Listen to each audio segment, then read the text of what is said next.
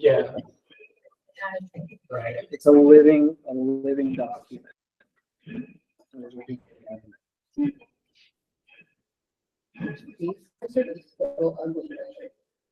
Yeah. And they're really pretty markers.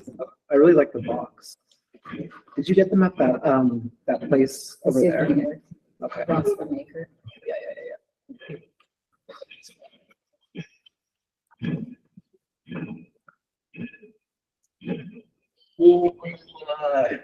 Okay, I'm gonna turn myself off and take it away.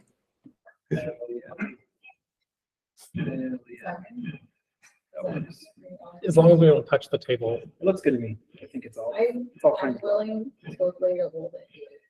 Okay. Keep it going. Okay, I'm trying to think of how to go through the existing app. Feel free to, if you at any point want to like, do the driving to, just switch over. Yeah. I'm gonna hide all of you. And maybe like to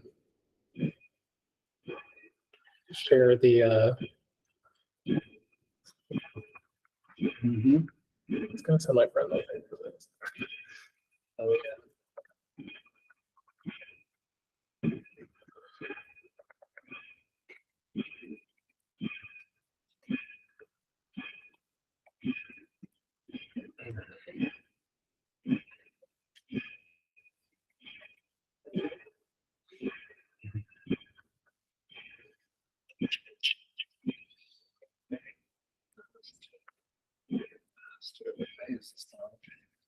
Do we have a link? Yeah, I've shared it. I've shared it. Share everywhere. Just try to find a good link for myself so that I can what's called on screen.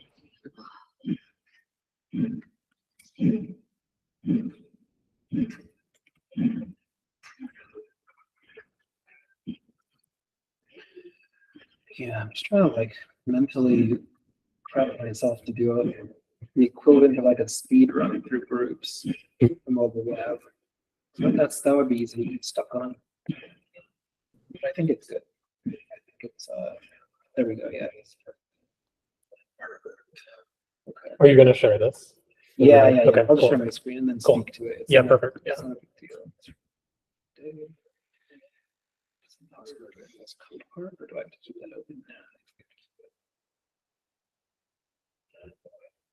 Ooh, it stopped. That's auspicious. I really can't hear myself think when it's going, and in some ways I love it, but in other ways I'm like, I know. I thought it was music. Oh, it's great. It has like a Yeah, it is. It has like a nice. good beat. Like, honestly, it has a Doom vibe, doesn't it? yeah, I can see that. 110 Kind of Mad Max. BPM, maybe 98 BPM. It's pretty good. It's actually a really beautiful machine to see up in person. We were walking back from coffee yesterday and walked by it, and it's just this really magnificent machine that's just hammering the huge steel beams into the ground. Yeah, like a hydraulic hammer or something. Is that what that is? Well, yeah. Like, I don't even know what the. Yeah, but I think the thing that made it so cool is just that you got this really insane sense of scale, and that man, we're so small. It's like it feels like you're like a child's toy, and it's like this thing is just you're hammering this massive fucking thing to the ground. It's really crazy. It's a very interesting feeling. iPhone 1020. Ooh, I love that you can do that. I've always loved the throttling element too. Oh yeah, it's really useful. Yeah. So I haven't played with the tier modes. Yeah. Okay. Oh, this is exciting. Good.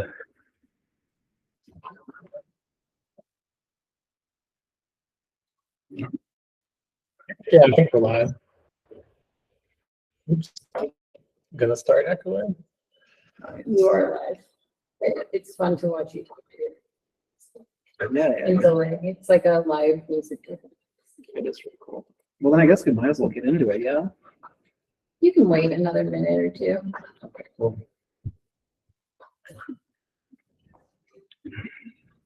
Happy to wait a minute.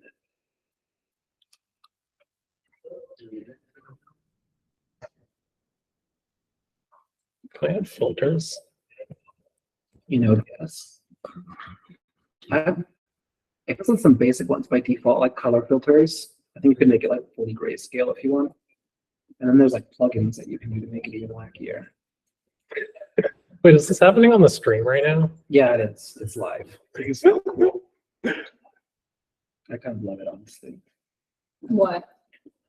Oh, it might How do I appear with a delay, but I think Dan's exploring some filters for the video. They're pretty wild. I can't see the filters. Oh, maybe they aren't applied automatically, which is How probably. about now? Yeah. How's that?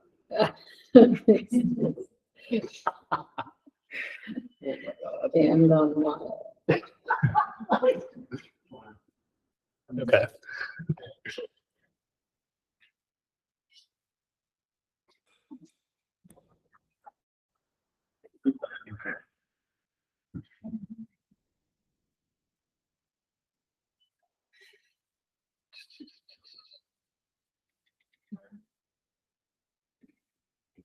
Y'all can start. At any Why time? not? Okay. All right, cool. And action. Action. Okay. Yeah, wow. Welcome to Design Stream. I guess, yeah, I'll get into it. I'll just give us the overview. And then both Dan and I were presenting various aspects of this, starting off by just sort of describing some of what we're working on now, which might be cool or interesting to some people. Cool.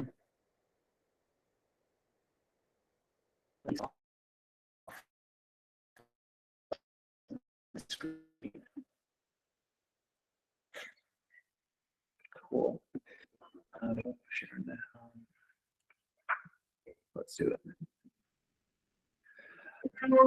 All right. Beautiful. All right. So maybe we need a more proper sort of intro, but welcome everybody to Tlon Design Stream. I'm Ed. This is Dan. And we're basically going to be walking through some of our recent works, some things that you all might find interesting, just to give you a sense of some of the various things that we're thinking about in terms of just design problems or ways of sort of making Urbit in general easier to use and access. One of the very first things I'm going to be covering today is just the latest work that we're doing in the world of groups, which some would say is the primary or flagship application that Tlon is developing right now.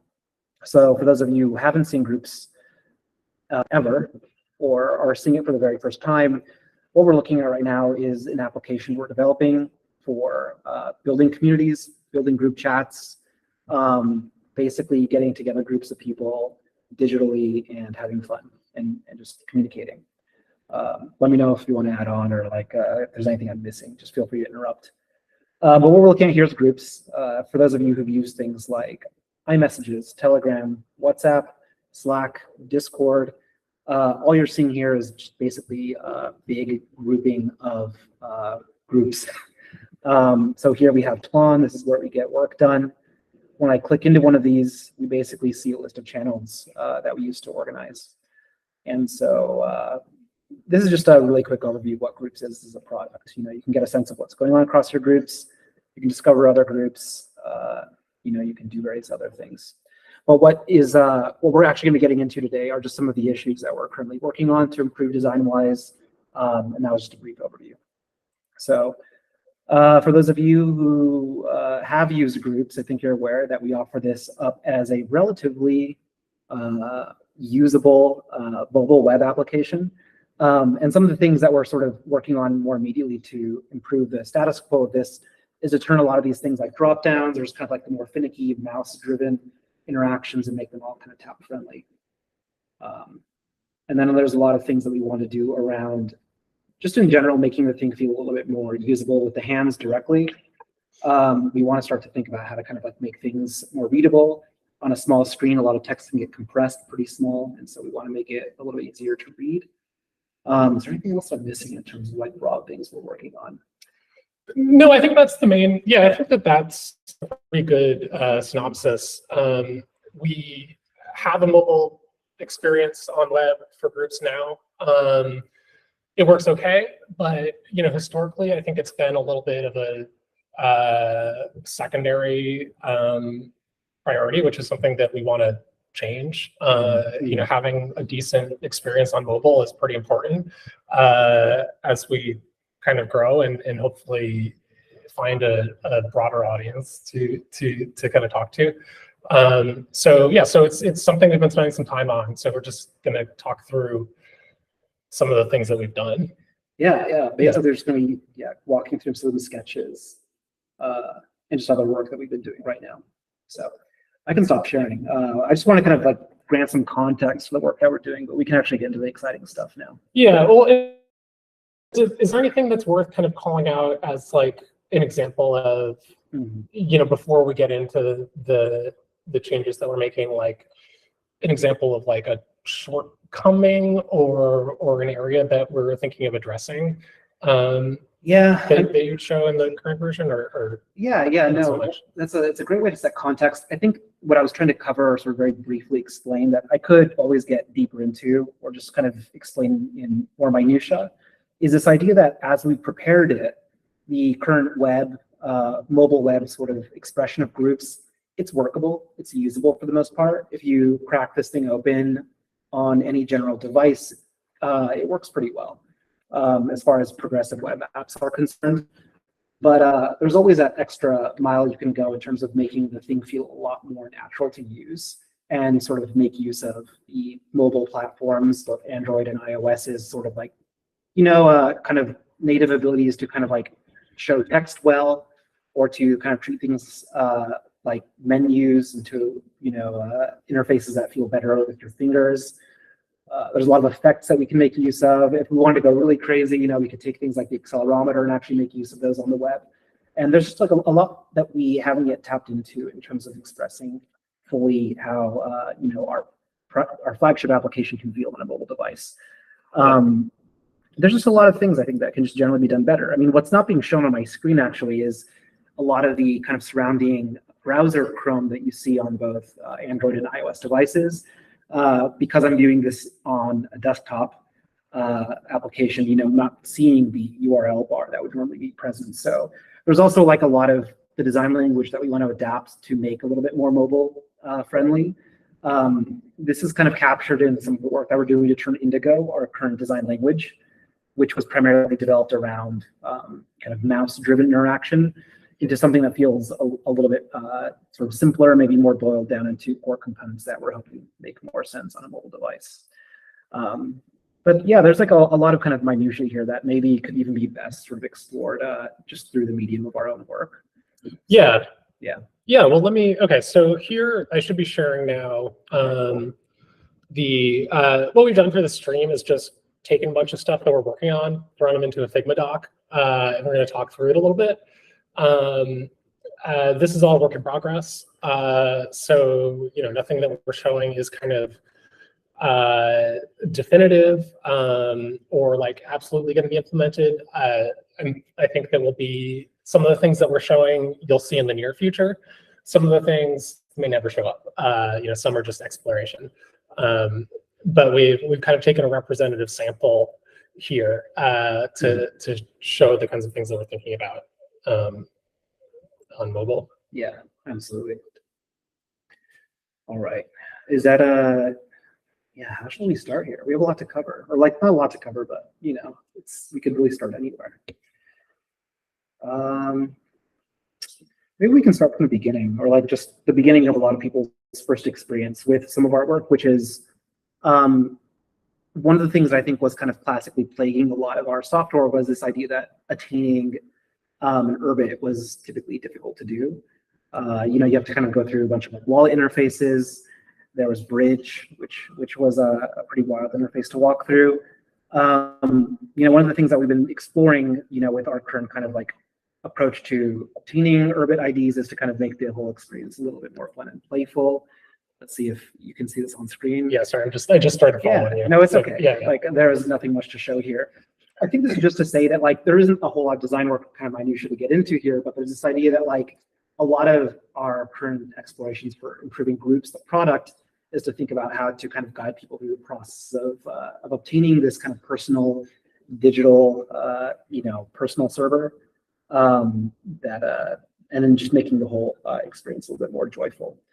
In line with some of that thinking, kind of in terms of making this stuff more mobile friendly, more able to be used on smaller form factor devices, we're thinking a lot about pretty ubiquitous patterns of how to kind of call out various interfaces or kind of make use of a lot of card language that we want to start to explore into our applications, such as making, you know, the thing actually be a little bit more welcoming when you walk in for the first time. You're using groups, you have no idea what the hell you're doing here. You've been invited to on local. We want to make it clear that, hey, there are things you can do like customizing your appearance, joining other groups, etc. That I think we've explored, and we have a lot of work to eventually share along these lines. Let's see. Yeah, just a lot of like new sort of developments in terms of things like menus, which are kind of, it gets boring to talk about menus when it comes to applications, but there's a very real gap between how, you know, controls are typically accessed on a large device versus how they might be made a little bit easier to use on a mobile form factor that we're thinking about here. Bridging the gap here to make it a little bit more useful is the thing we're thinking about. Let's see, what else? What would be fun to share? Let's see, I'm just exploring some of the deltas here, I believe. Yeah, so these things on the left here that you're looking at, these are showing some examples of kind of before and afters for some of the screens. Oh, there they are. Okay, I had lost myself in this document. Yeah, so this is actually like a good overview that Dan had compiled earlier as to like maybe the befores and afters for sort of making the mobile web experience feel less dense, less kind of like more click oriented, and just turning it into a little bit more of a friendlier device. You can see here that we're doing things like kind of like opening up the white space, making tap targets a lot more visible, making even things like the bottom bar menu, which, you know, it does exist on mobile web, a little bit bigger, easier for your thumbs to hit. Same exact story is being told across the actual group view. One thing actually that I think is interesting that we were actually just talking about today was this idea of trying to make the places where you do pour your identity into, whether it is your group's identity, like your community's identity, or whether it's yourself. We want to explore a lot more of how to make that feel more special or more kind of expressive. So the kind of obvious back and forth that we're seeing here is that right now, if you open up groups, you kind of see a boring list. And the extent of your identity is in that tiny little icon here in the upper left-hand corner.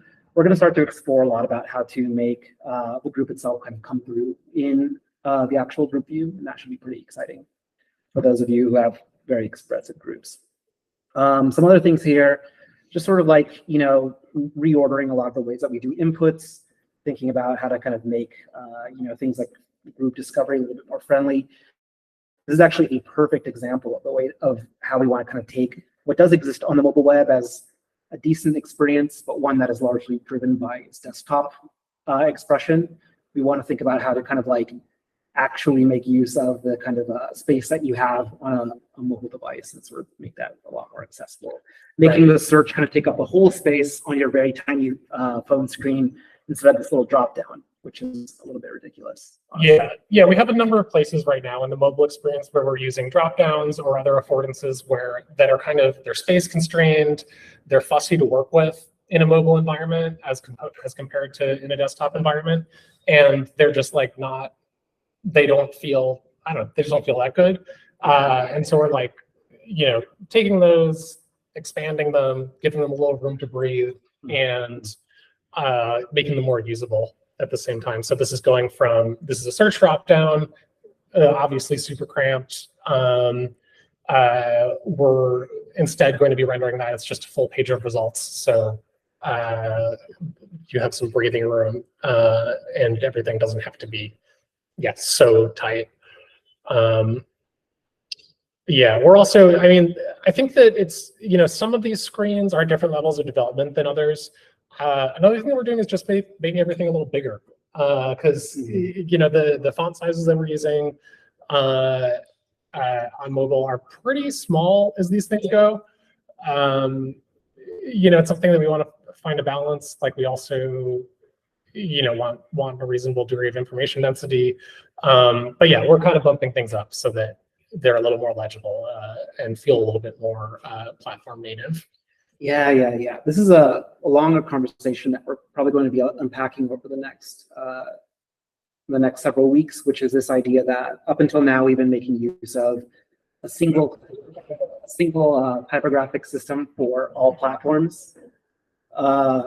We basically want to think more about how to kind of like render out native typography in a way that feels more attentive to each respective platform. So even Android devices in the web or iOS devices in the web typically make use of what's called a system typeface, system font. And what we want to do is make sure that like the work that we're doing is actually like respecting that, instead of sort of trying to be I guess possibly incongruent to the platform. So that's something we're working through as well. Let's see what else. What's some other like mobile inspiration you've been looking at? Like who does mobile experience well right now? Yeah, that's a good question. Well, I think one cue that we've definitely been sort of thinking about, or like a cue that we've been taking, are some of the patterns that you find in some of the mega apps that are out there. I think it's really easy to rattle off, like KakaoTalk, WeChat. Line is another great one. I think a lot of these systems are interesting in that they kind of like encroach into like all spanning, UI that you can really get on a mobile device. Like they really stretch out, I think, the kind of like limits of what you can actually perform on a mobile device. And so it's not to say that we're kind of like immediately trying to kind of, convert groups, the mobile web experience into something that's like a mega app, but I think that they deal with density in a really interesting way. Yeah, so these apps deal with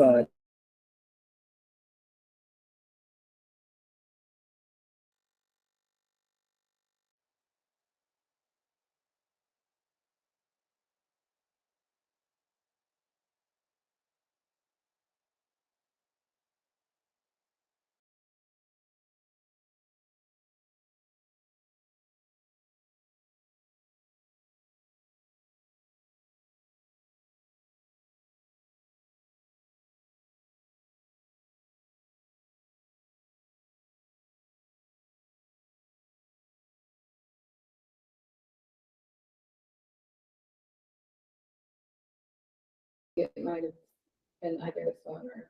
yeah, I was muted the whole time, Okay. so maybe it was the phone Okay. that was on. I think we're back. Someone put.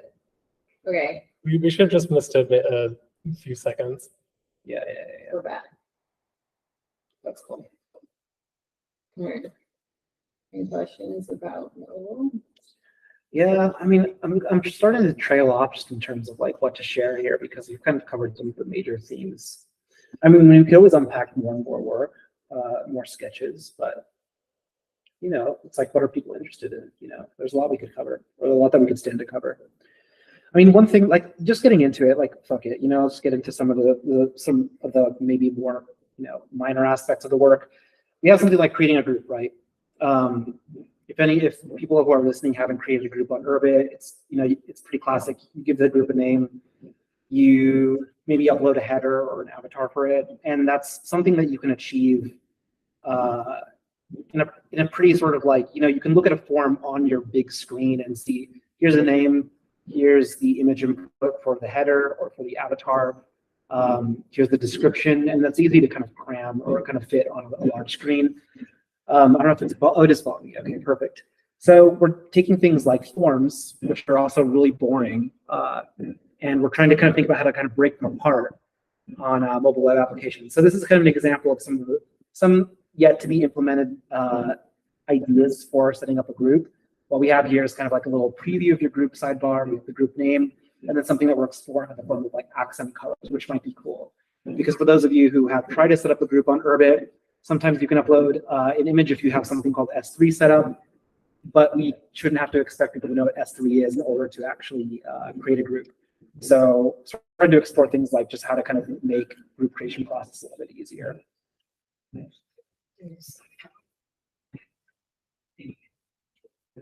Yeah. So I don't know, just turning, what's this about? And you go through user groups and mobile. Yeah, totally. Existing groups, right?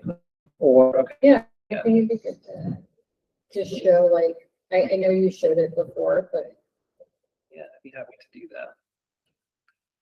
Let's see. I'll have to share my screen again. Yeah, this is one of those things where I would love to get like a kind of like desktop camera set up, and maybe for the next time we'll dial that all in. All right. So I'm taking over the screen now. Let me just share my screen. Cool. All right. So I received a request to actually go through and sort of explore the group's product, just to kind of give people a sense of how the thing is constructed, give you a sense of the fact that it is actually a usable application right here and now. So this is something that isn't even under development. This exists now. And so, yeah, maybe I can even give you all a preview of how I currently use groups right now, which is as like almost like a pseudo website in a way. So I was just in my groups index, I have plenty of groups that I'm a part of, some are more active than others. One example of how, it is possible to use groups is one example of a group that I've maintained for a while called Storage. I kind of use it as like, I guess you could say like a personal website in a way. I use it to kind of like store images that I like. I write a little bit in it and sort of have my sketches all, posted here. I think one thing that's like worth noting is that when you look at, your group, you can see these icons. Each of them are representative of a different type of channel. For example, these like little blocks here indicate that this is a gallery. And inside of galleries, you can do cool things like post images. You can use it as a Pinterest or like a photo gallery. The sketching gallery that I've set up in my group is something where I basically post like sketches that I've done in the past. So this was from the recent landscape surface reveal with the big rock in the center of the screen. This is kind of like any typical web gallery where you have your image and you can comment on it. So you can start conversations around images if you want to. So I have like a lot of really just wild things in here. Some not so wild. Some pretty cool. Some it's pretty ho-hum. This is an example of a Neopets channel inside of groups. Maybe this will be achieved someday. So that's galleries. That's one way you can use a group, is to host a bunch of collections of images or links for that matter, which is actually what this is representative of. This is the exact same channel type. This is a gallery, but instead of using it in that grid view, this is the list view. And this is basically like a list of links. So I kind of use this as like a bookmarking service. I basically post a bunch of Wikipedia articles to it. So that's kind of how I use this. What's kind of cool about this though is that as the person who actually making use of groups, you can kind of change the shape of the software to suit whatever you happen to be wanting to use it for. So that's a kind of a nice, I guess, case study of how galleries can be used. Writing is what you'd expect. It's kind of like being able to set up like a personal blog or a text-only Tumblr or even a Substack in a way. Basically, this is just a list of posts, and so I kind of use this to kind of use this as a diary. This is just a place to write. And if what I use this group for, a post to look. It's a writing channel, and then the only channel that I don't have in here actually is a chat, because like that uses a personal website. So I basically just like have a bunch of things I cool in here. And I kind of just use it as like a personal kind of like Urbit storage zone. So these are just a bunch of cool products and things I like the look of. Anyways, that's just kind of like one look at how I have personally been using groups as something beyond like a typical Discord or a Slack. One of my favorites is Door here. We love to talk about Door. Door is our local music cult. And this is the shape of a channel type that I didn't have in my own group, but this is just a basic chat. And I think this is most people's sort of experience of using groups. Don't mind all that. This is just the web browser kind of showing the underlying code. But yeah, you can look at other people's profiles in here. You can get a sense of other groups that they're in. Romina actually has this group called Romina Studio, which is pretty similar to how I use storage, but she uses this to sort of host her work. So it's pretty cool, pretty usable. As you can see, it's pretty fast on the average internet connection. Yeah, this is just Romina's work. It's really cool. We actually recently just updated galleries to make them a little bit more pretty, a little bit more edge to edge. You can see the author of each post. So Romina's avatar is like this little question mark here. And so yeah, you can just kind of get a sense of what she's all about.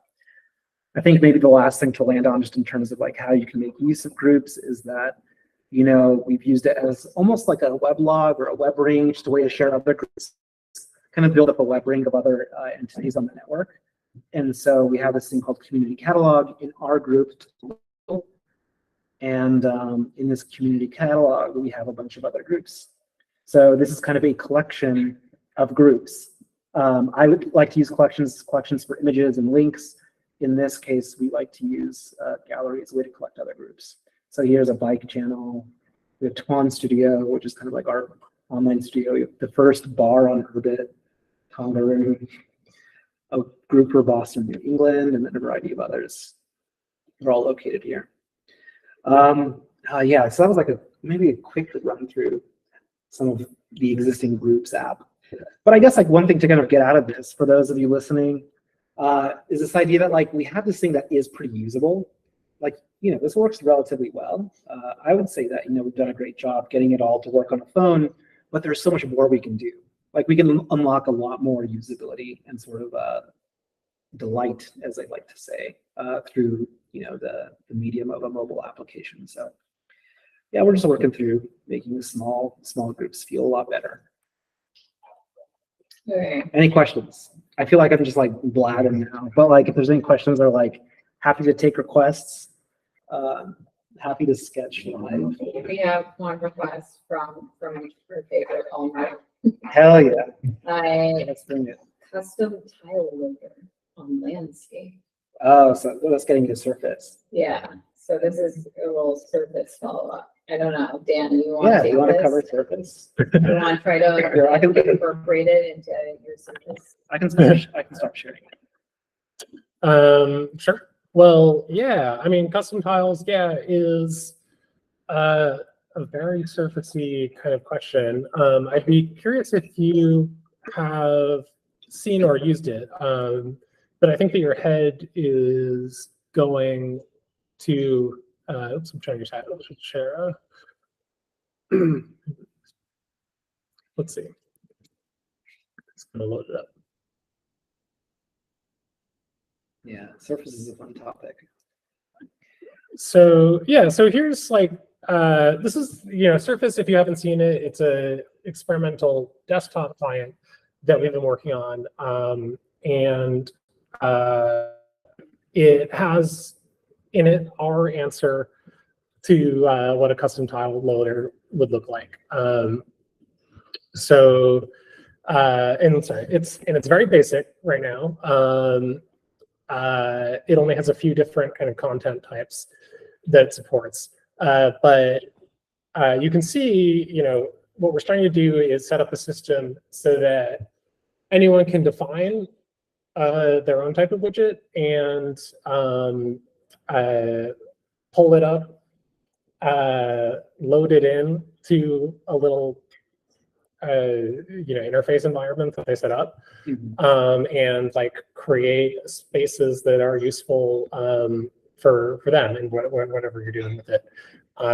So like right now this is a widget that lets you, let's see, I'm gonna pin a post to an arbitrary page. You can see I've also got a shortcut here, which I can change to something else. We got a very configurable clock here. Many notifications. And basically the widget types that are available here are like what the lowest hanging fruits were when we were starting to do this, and like what the most kind of demoable things were. Like I think that, you know, the particular selection here is less important than the framework we're starting to set up with it, which will allow pretty much any kind of content. So this is like this is an experiment surface. You know, it also includes this like tabbing model that allows you to like open multiple apps next to each other. Some of these features are going to be making their way into landscape over time. But yeah, this is kind of our like slightly more forward-looking view, or just like kind of like experimentation with different forms that we might use to make the make the landscape more useful. Yeah, I mean, the thing that Allmark was maybe pointing to too is this idea of being able to sort of like draw up or sort of inject your own content into widgets, which is really interesting, just because I think that one of the main kind of ongoing conversations as to how Surface becomes a lot more usable, a lot more fun to use, and a lot more interesting from a developer perspective is taking this idea of a tile or a representation in Surface and sort of building out what a developer can do, or sort of drawing the sort of like the hopefully useful constraints for like how a developer can make use of the space that Surface affords for.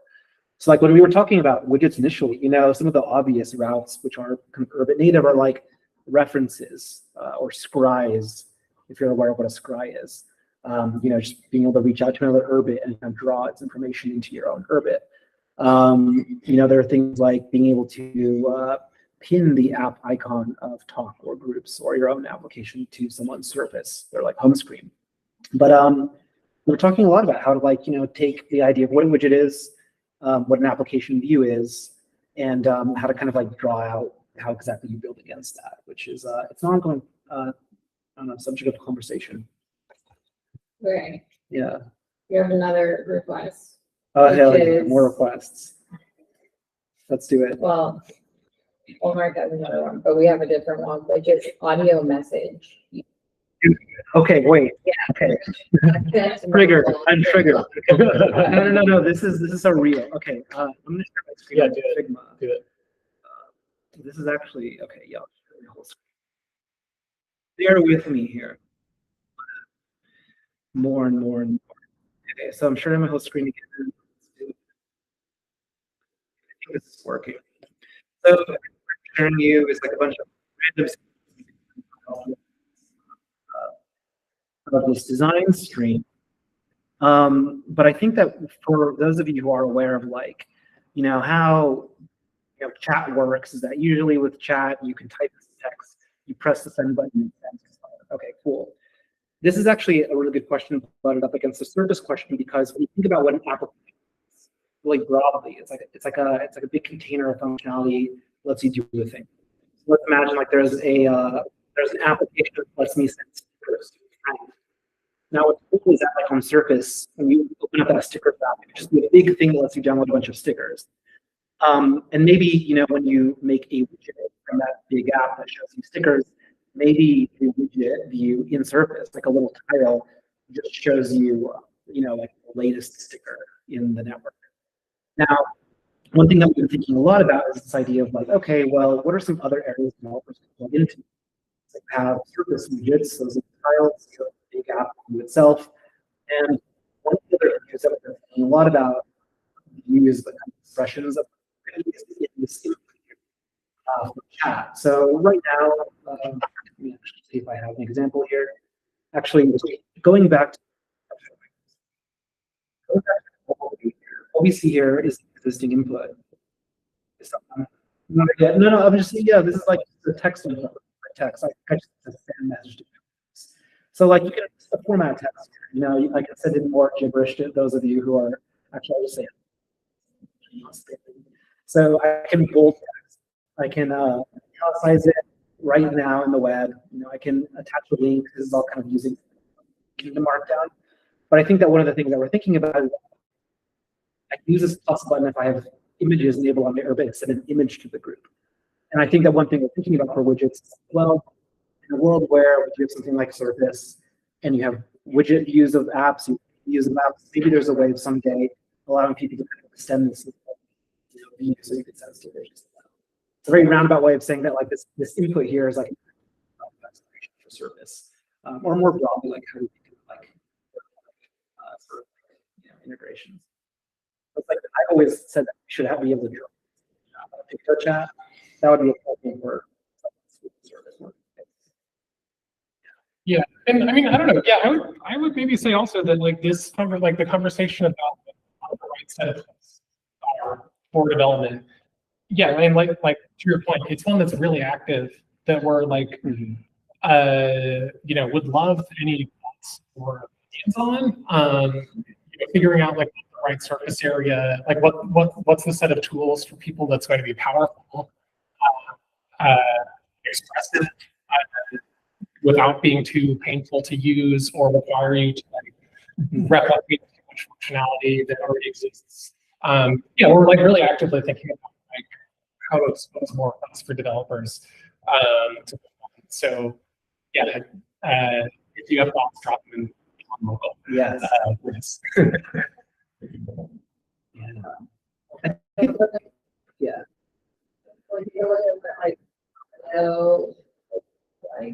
Yeah, absolutely. I mean, that's actually something we could literally do now, where we kind of like take an example of like channel. Like I'm in Banter right now, which is like an imaginary text channel. I'm looking at the mobile web here. This squiggle is kind of representative of whatever.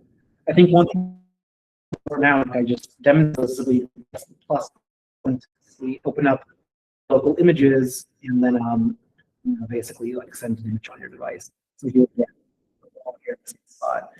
I think that what he's about to referencing is this idea that like, okay, well, yeah, maybe like adding an audio input or popping out a recording interface. Yeah. I think that sense is like your live design. Feel free to. Well, yeah, now I'm just watching you come. But you know, we have actually. Yeah, are there any other like component pieces Well, see, that would be useful bases here? I mean, that's the thing is because we have like here I'm going to do a magical sort of Figma thing. Figma has simple components. This is getting into some nitty gritty like design and how we do design here at Tlon. One thing that we've done a long time ago is basically componentize every single thing that we design on the system. So I can do something like message input in Figma or design tool. Message. Let's see. Pages. I think I see what's going on. So while Dan is here, I'm going to pop open the design files. So now we're really getting into how this is made. So as you can see here, we have our Figma here, good old Figma, good design tool. And we have this thing that we call Indigo, which is our design system. And as you can see here within Indigo, our design system, we have a bunch of expressions of like, in this case, this is like constructing a DM. How does it look like? What are the various states? You know, the blank state, typing state, and the actual filled up state, where we're going to Galen, another person, and sample point. So this is an example of how it has multiple states. One thing we've thought a lot about, and I mean a lot about, is how we handle inputs. That's a pretty rich area of expression in a design in general. So we have here our text message input, which includes a blank state. For those of you who've used groups, talk should be pretty familiar. You have your input state. One of the things that we've been is the ability to mention or add that reference people, groups, or apps, which would make things like being to reference a group a lot easier than having to kind of copy its link and paste it. One thing that people now see over is the ability to use colon to start searching for emoji, which is a pattern that a lot of more systems use. Then we have, of course, the special tilde or sort of silly, which we thought would be kind of a nice third option for this convention system. Of course, we have like text. We'll return to Dan's design in just a second. This is what it's about. You can see quotes, the various ways you can format the system. And then we have final, which is like being able to actually visualize references to apps or groups. What's interesting is that we're afforded for the ability to include things like message attachments, which work right now in the system. But as you can imagine, like if you're talking about design over here, see it's getting constructed. You have this idea of something like a text input, which right now shows things like images, but could very well also, if we delete some of these components, we could represent things like which would get cool. So instead of this image here, this red thing right here could be indicative of like the latest waveform that you've recorded, which is recorded. Yeah, if you want to pull that, if you want to pull this block. Yeah. Oh, I see. Cool. But I mean, this is just kind of expanding on what I think you're designing, which is like a whole system of very rich components that we've thought through. We have a lot of prior art here. And when we talk about something audio recording, that could really be just a transition. This state right here, which is just like, hey, I have my default text constructing over here. And in addition to, there's a whole, this could just be a record button. So now you can have like a, let's see if I can find it. Ridiculous amount of these things in the form of component libraries. Audio, audio. Yeah, record. So you can see here that it's like, this is just an example of like some live designing here, where instead of a text input with a plus button for adding media, I think that in a lot of sort of basic chat apps, there's the ability to click a button or tap it and hold it down to start recording. Or we could just easily start to adapt this shelf here to allow more options that then allow you to like snap different capabilities. So this could be record, it could add a sticker, it could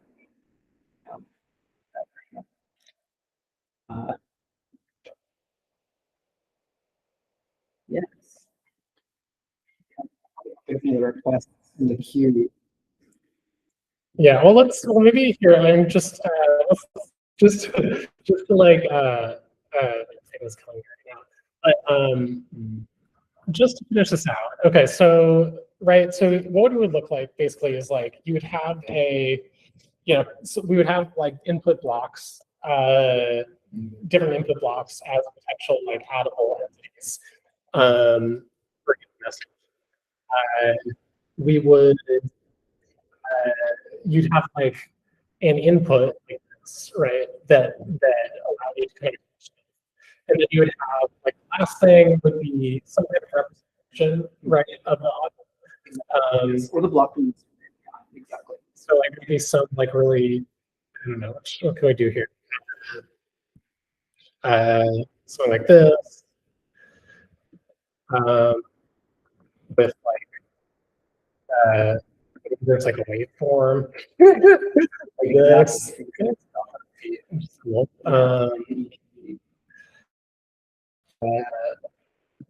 Yeah, it's like this nice corners. Then must be doing some weird auto layout. if they go over it.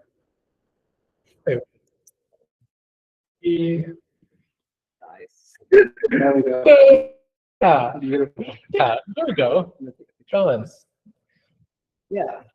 I mean, this is all to say, like, as we sort of like wrap up, it's that as we start to explore how to make a lot of this stuff much nicer in the hand, there's a whole library done that kind of represents some of the possibility space, some of the places that we can inject, developer extension ways to make it feel more custom for yours.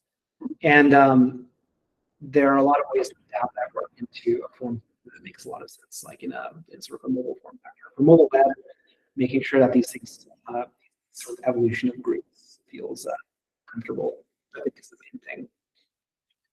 Yeah, so yeah, that's I think maybe for Tom, but you know, we're always on the network. If you have questions or want to talk about the design process, we'll hopefully be doing more of these as we come and get our you know, all dialed in. Yeah, what do you think, Marissa? Marissa's typing. All right, I think we're good. I think we can call it a wrap. Nice. Did Eleanor? Turn myself. Yeah, my mic has been off, so I think I'm good over here.